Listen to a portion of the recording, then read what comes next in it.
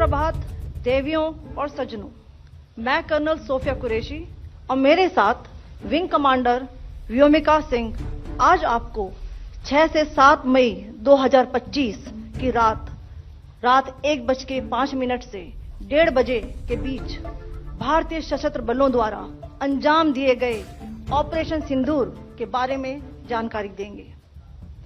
Operation सिंदूर 22 अप्रैल को पहलगाम में हुए विभत्स आतंकवादी हमले के शिकार मासूम नागरिकों व उनके परिवारों को न्याय देने के लिए लॉन्च किया गया था।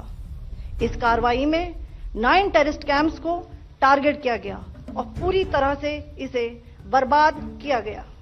A niche technology weapons with careful selection of warheads was ensured so that there will be no collateral damage.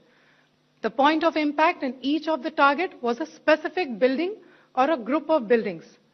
All the targets were neutralized with clinical efficiency, and the results reiterate the professionalism of the Indian Armed Forces in the planning and execution of their operations. No military establishments were targeted. India has demonstrated considerable restraint in its response.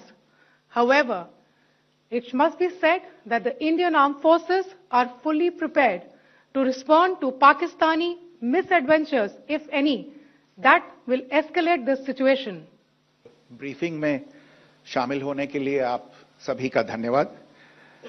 जैसा कि आप सभी जानते हैं, 22 अप्रैल 2025 को लश्कर तैयबा से संबंधित पाकिस्तानी और पाकिस्तान प्रशिक्षित आतंकवादियों ने भारत में जम्मू और कश्मीर के पहलगाम में भारतीय पर्यटकों पर बर्बरतापूर्ण हमला किया। 25 भारतीयों और 1 नेपाली नागरिक को कायरतापूर्ण मौत के घाट उतार दिया गया। मुंबई के 26 नवंबर 2008 के हमलों के बाद यह भारत में हुई किसी आतंकवादी हमले में मारे गए आम नागरिकों की संख्या की दृष्टि से सबसे गंभीर घटना है। पहलगाम का हमला अत्यधिक बर्बरतापूर्ण था, जिसमें वहां मौजूद लोगों को करीब से और उनके परिवारों के सामने सिर पर गोली मारी गई। हत्या के इस तरीके से परिवार के सदस्यों को जानबूझकर आघात पहुंचाया गया। साथ ही उन्हें यह नसीहत भी दी गई कि वे वापस जाकर इस संदेश को पहुंचा दें।